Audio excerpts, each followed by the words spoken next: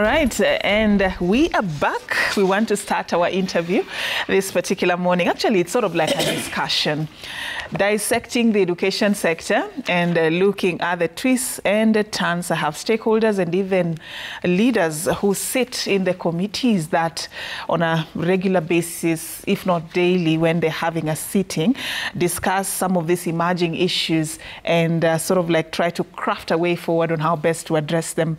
And I'm talking about the panel that I'm hosting this morning. I'll just start by introducing from my far right. We are hosting this morning Sam Otieno, the Director, Advocacy and Partnerships at Zizi Africa. Asante for creating time. We have with us Grace Nyongesa, the Chairperson, Universities and Academic Staff Union, WASU. We also have with us Mheshimiwa Joe Nyutu, Senator Muranga, who chairs the Senate Committee on Education, and Mheshimiwa Peter Orero, MP Kibra, member of the National Assembly Education Committee. Asanteni sana, gentlemen and lady. Of course, we are looking at the education sector, and usually it's a good point to begin by just assessing the general state of our education sector this morning. We are looking all the way from the primary level, where there is this big conversation on the transition to grade 9. We are looking at the secondary schools. All have been affected, say, by issues to do with even capitation. There is delayed capitation in secondary schools. If we go into the institutions of higher learning, there is still a lot of challenges that we have witnessed when it comes to threats of industrial action, if not already some, like, for example, the very latest, the Technical Universities of Kenya, saying that they've gone without salary for almost 3 months. And I'm looking at a 360 observation of how our state of education looks like this morning. And your opening comments probably will be your own diagnosis of whether we have a crisis or not. Let me begin with you, Otieno. Thank you very much. And just to say good morning to our viewers. I may need to just begin by, saying that I represent the civil society. So I work for Zizi Africa Foundation, where we work in the intersection between, evidence, policy, and practice. And we envisage a world where, all young people, children and youth thrive. In my diagnosis of the situation that is currently,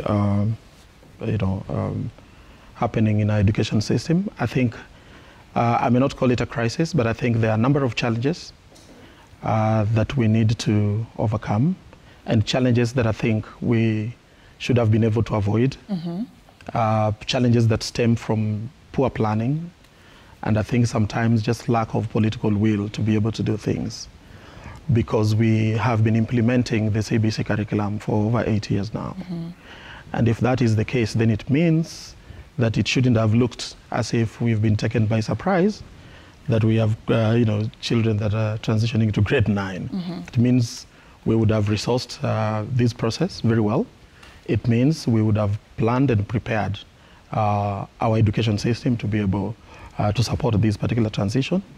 But again, there are also recurring challenges which I think just point to lack of political will. Why do we have this recurring conversation around delays in capitation in schools?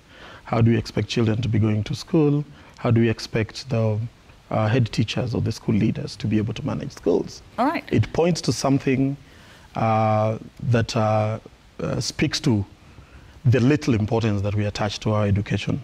And for me, that is a travesty. All right. Admitting that there is challenges, but Otieno says we are not in the red zone yet. He wouldn't term it a crisis. I don't know what you think, Grace. Are we already in the red zone, or we are somewhere close or far from it, from your own analysis? Thank you very much for having us today. I want to speak with regard to the university sector. That is where I am. I'm the National Chairperson of Universities Academic Staff Union. My name is Grace Nyongesa. I want to say there are challenges in the university sector, and the challenge is just funding. If we have sufficient funding in the university sector, then a myriad of problems will be sorted out. Especially, I will speak about whatever system is put in place.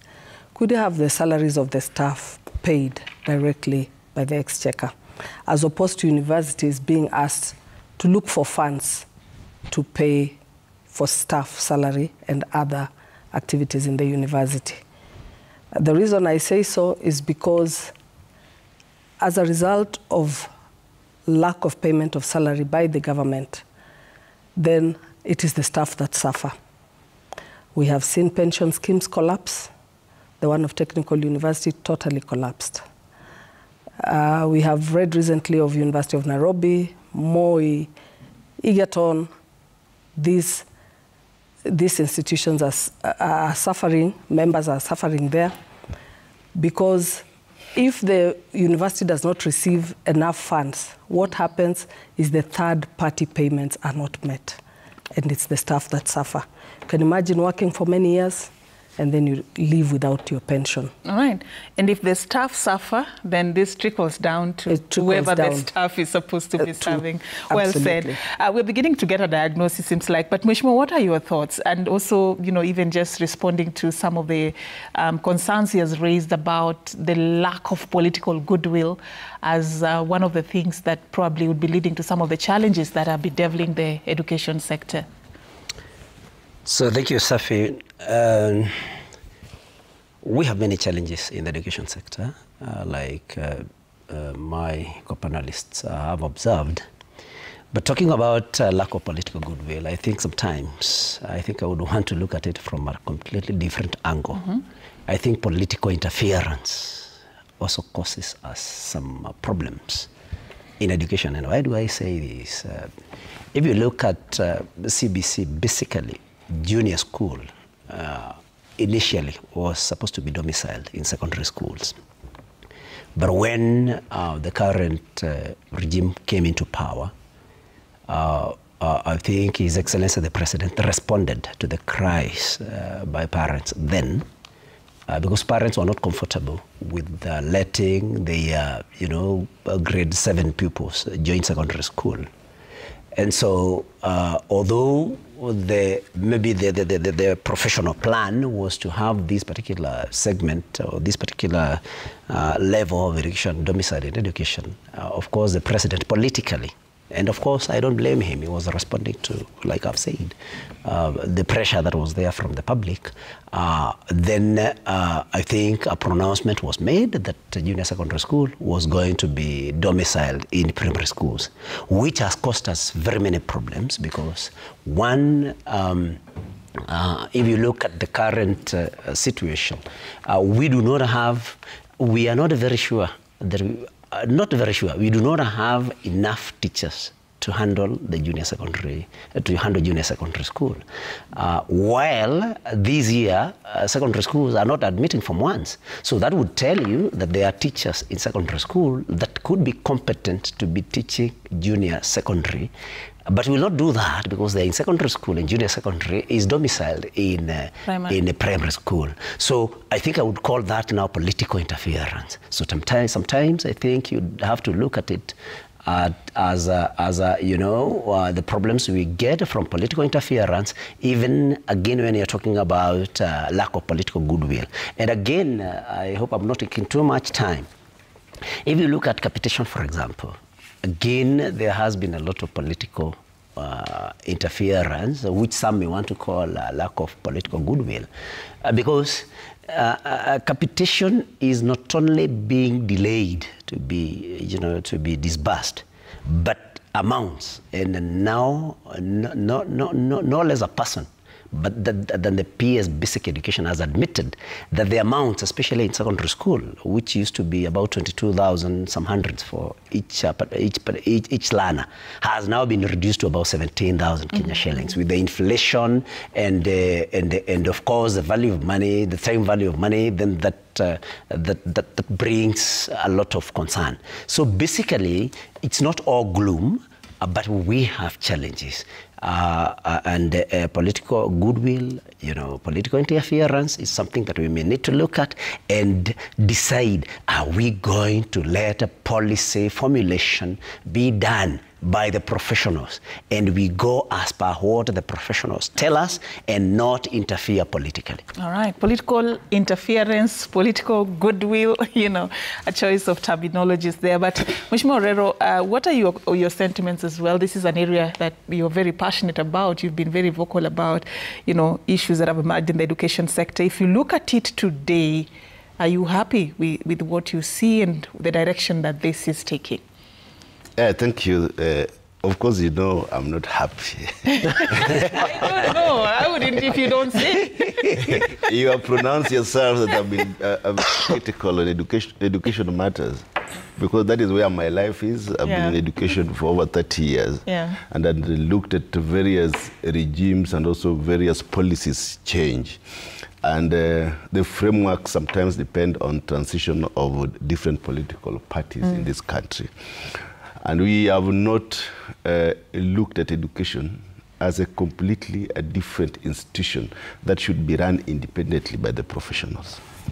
When you look at the secondary schools now, and the primary schools, we have had big challenges. Sometimes it's just the use of words. It can be a crisis, can be challenges, or bottlenecks.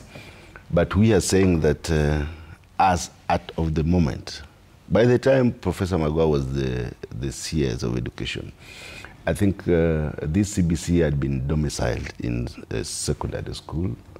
By then I was still a principal. We put up classes for these students to join secondary schools. But when the new regime came in, they formed the Presidential Working Party, which again came with different policies, especially affecting funding and all that in the university. We have sat, I can see the chair here, we have sat with them many times trying to look at solutions for the universities. But I can say one of the biggest challenges that we have in the education sectors affecting the secondary school is the idea of capitation. A while ago, during President Kibaki's time, when free-day secondary school was introduced, the government used to inject 22,000 shillings per student. And this enabled the schools to run very well. But as we moved on, now this capitation reduced to 17,000 shillings. But it's not just about reducing to 17,000.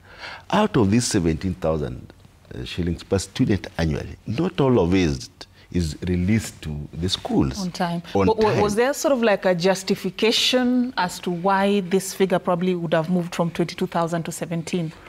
I think anything that makes sense to you from where you sit? Not really. I don't think it makes sense. Despite all the economic challenges that we have, if we are serious about our education, it does not make sense. If we are moving towards making education to be free for all day secondary school students and from primary schools, because if we don't invest in education, education is an equalizer. It is what propels both economic development of a country or otherwise, political or otherwise. So we are saying that it is when we want to move from where we are in terms of education achievements, we cannot now, at this critical moment, reduce the funding to secondary schools. After reducing those funding, I am sure, with evidential background, that we did not, as a government, remit the 17,000 meant for our kids in secondary school. They remitted about 11,000, leaving another critical per student, 6,000 per student. So when the planning of the secondary schools by a board of managements, then they should be allowed to plan without the 6,000 per student every time to alleviate this lack of funds within institution. I am saying this passionately because most schools now cannot run. They have a lot of debts with the suppliers. And if we are budgeting, like this second phase of budgeting, we need to put then pending bills for schools also now. It's very critical. Like in the universities, they still have about 88 billion pending bills that have not been paid. We also need to bring for secondary school, these schools with the bills, then the government should pay for it, these bills, so that we alleviate this. I think as a country, we need to be very intentional, very purposeful in our approaches towards solving critical problems that are facing schools in this country. We must ensure it's not just about economic. We have the personnel, we have the teachers. Last year, we, as Education Committee, had put about 2 billion for promotions of the teachers, but the Budget Committee slashed and gave 1 billion. You have seen that today we have 189,000 teachers looking for 25,000 posts.